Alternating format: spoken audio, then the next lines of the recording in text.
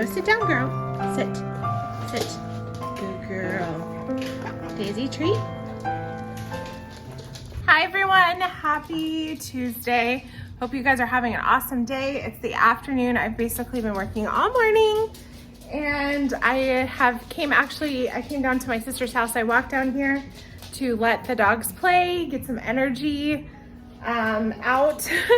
Daisy's here playing with Oakley, her lab, and I'm here to walk back. So it's been a great day so far. I'm actually going to my mother-in-law's house tonight for dinner, so I'm gonna bake a pie to take. So I need to head home and get on that right away. And I'm gonna do some laundry. So come along and let's enjoy our day. Look at my sister's beautiful house. It's so pretty.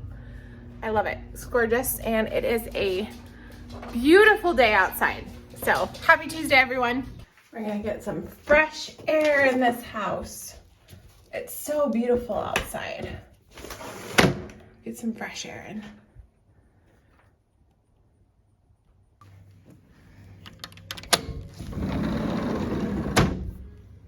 Okay, so the pie recipe I'm using is from Spend with Pennies. And I accidentally clicked the wrong one. Let me go back. It is the apple crumb pie recipe. And I'm actually using a store-bought crust. These are from Trader Joe's. So there's 2 in a pack. I'm just using 1. So this is the recipe. Does that not look delicious? So excited. So I'm gonna get started prepping the apples right now.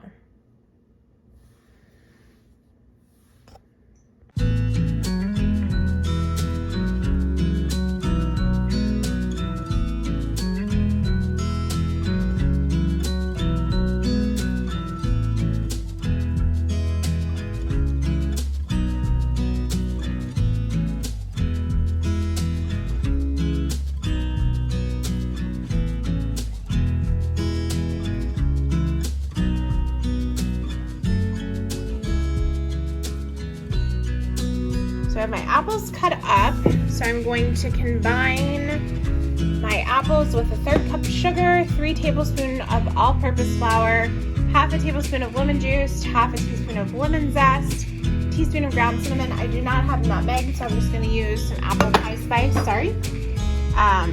which will be fine. And that's just cinnamon, nutmeg, ginger, and cloves, so that should be good. And then I'm going to mix that all up, and then I'm going to actually work on my topping.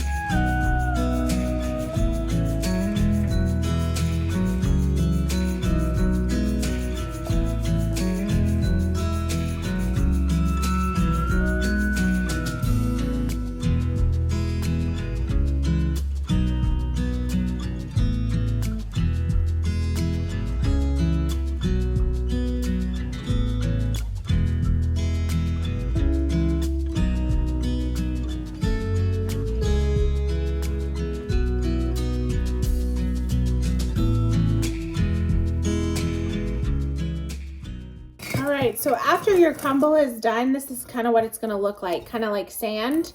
You don't want it to be grainy. If it's powdery or grainy, then you haven't worked it long enough. I actually worked mine with my hands. So I had preheated my oven to 350 degrees. I have my gluten-free pie crust here. These are notoriously not very easy to work with.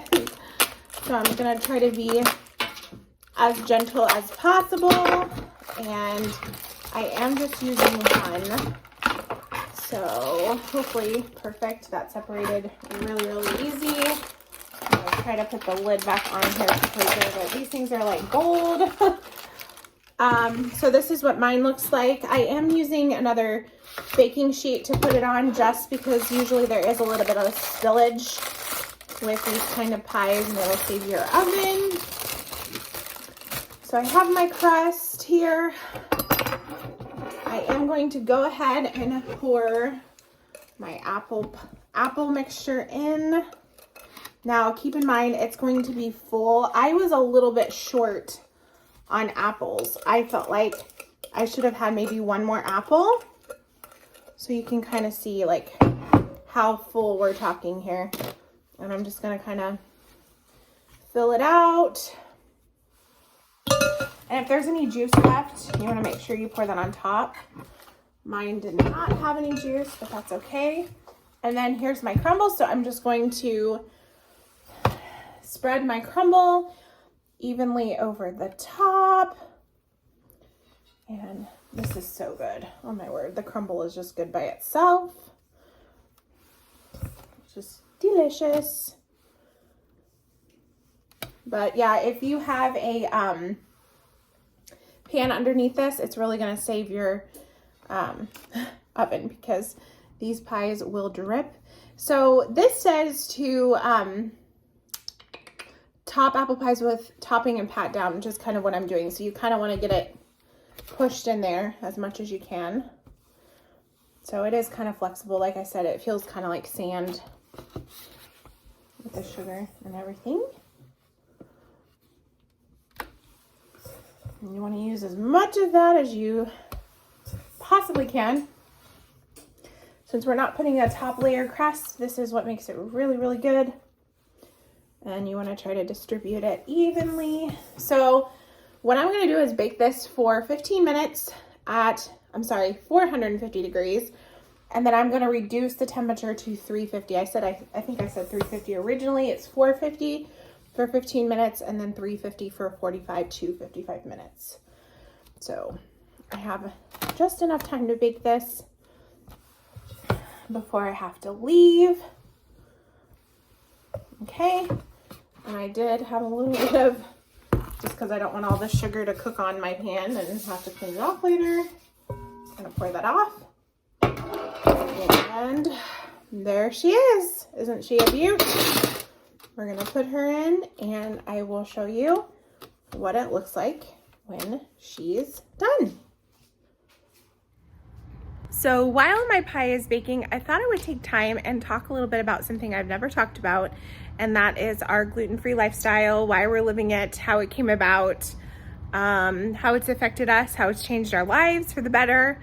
And this mostly pertains to my husband, but it has affected me, of course, because I live a mostly gluten-free lifestyle unless I'm eating out or with friends. I do buy regular bread for myself, but other than that, I pretty much cook gluten-free. And I just wanted to talk a little bit about how that came about. So I would say, I'm just guessing 15 years ago, my husband was diagnosed with irritable bowel syndrome because he was continuing to have trouble. It was just continuous. And he lived on over-the-counter things like Tums and anything for antacids or any antacids or things for your stomach. I mean, whatever it was, he would completely struggle pretty much every single time he ate. And he lived on it for years and years and suffered. And he would have good days, but a lot of bad days. And when we first got married, he severely struggled. He would be up half the night and have to go to work the next morning and just be exhausted because his food was not digesting correctly. And he would try to be like super careful on what he was intaking and try to like cut back on things and just really conscientious of what he was doing, and just nothing was working. And so through all of this, we knew, of course, his dad has a gluten intolerance. So we're not allergic to gluten, we're intolerant, which means that you have a hard time digesting it. So his body doesn't react with an allergic reaction, but he reacts by not being able to process the food. And it does make you sick to your stomach and lots of other things. So his dad has had this for years. He didn't know he had it originally, and then through a lot of different circumstances, he found out that he had it, and quite honestly, he almost died from it because it was depriving his body of nutrients, and we didn't know what was wrong with him. And this was really before this was actually a more well-known thing in the world. So I say all of that to say that was always kind of in the back of our mind, like, is this what it could be? Well, my husband is the type of person to just take action and to find out what's wrong. So I think it was September of 2019, I believe, he said, okay, I'm gonna make a change. And it was August or September of 2019, and we completely went off gluten in our household. He stopped eating gluten. I learned how to cook gluten-free. Thankfully, there's so many resources out there. My mother-in-law cooks gluten-free. There's so many friends that I have, that really close friends that I grew up with, that are gluten-free. So I feel like I had so many resources that most people do not have on what to do and what gluten is. Because at first it can be very confusing. To me, it was overwhelming at first because I'm not from a gluten-free household. None of us are gluten intolerant. So it was a totally new lifestyle for me, but I embraced it, and we have been doing it for over 2 years now. And the amount of change that he has had in his health is so significant. It has totally changed his digestion. He doesn't have the acid reflux that he did. Heartburn, I mean, I could just go down the line. Stomach problems, like his stomach just being really messed up. He is totally healed of that, and we are grateful to God that he helped us to make the changes that we needed to make and to do the things that we needed to do, and helping us to know what to do. And yeah, so we're just completely grateful for it. And because of that, I have chosen to mostly live a gluten-free lifestyle at home, because I don't feel that it's necessary. We have 2 people in our home. We don't have any children yet. Lord willing, we would like some, but we don't have any. And when you're cooking for 2 people, it's hard to make something different for 2 people. It's just too complicated. I do buy regular bread for myself. Occasionally I will buy something, but we really just changed the way that we cook. I cook more from scratch. I don't buy a lot of processed things, like, you know, desserts and all those things that we used to eat. We just don't buy them, very rarely. If we have company over, maybe once in a great while, but we just try to stay clear of that and eat more homemade foods, because that's really the only way that you can tell what's in them. There are a lot of gluten-free products that we do take advantage of. There's a lot of Char products that we love. We love their crackers. We like some of their breads.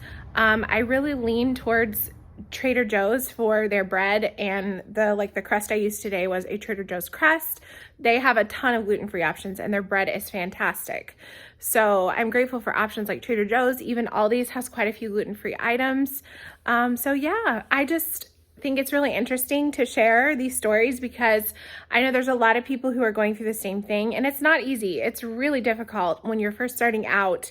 You feel like, can I do this? I don't know if I can do this. This is really hard. You can do it if I can do it.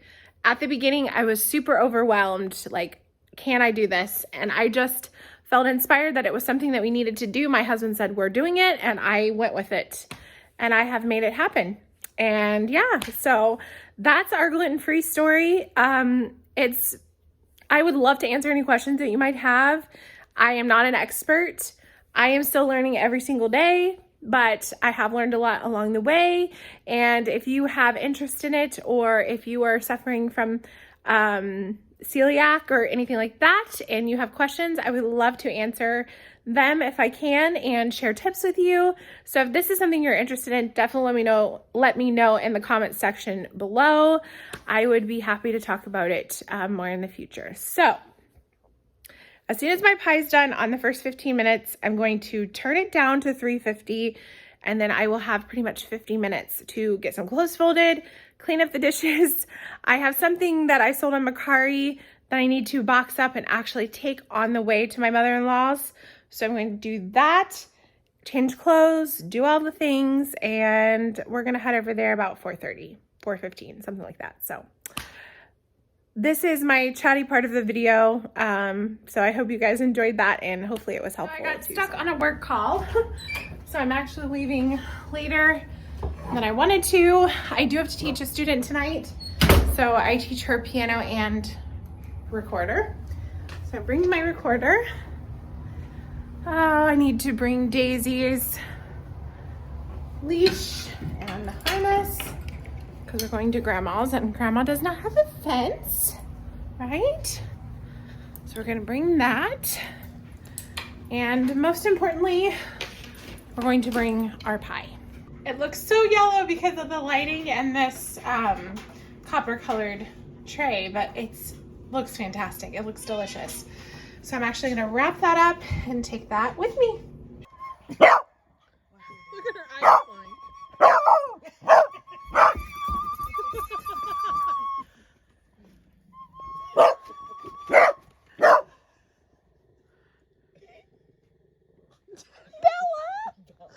Bella's over there growling. Get him, Daisy.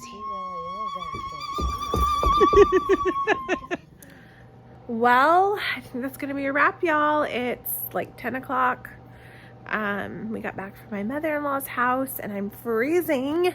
So I'm like in my minky blanket and Daisy's on top of me, and she brought me her jack-o'-lantern toy and her bear, which is so nice. I'm just tired. With this time, like the change of it getting dark earlier, I just am ready to go to bed as soon as it starts getting dark. I'm like done. But I know I can't go to bed or I won't sleep the whole entire night. So I'm like pushing through. But Daisy played so hard tonight, so she's super tired. Daisy, are you tired? She was crazy. She even got my mother-in-law's cats killed a mouse.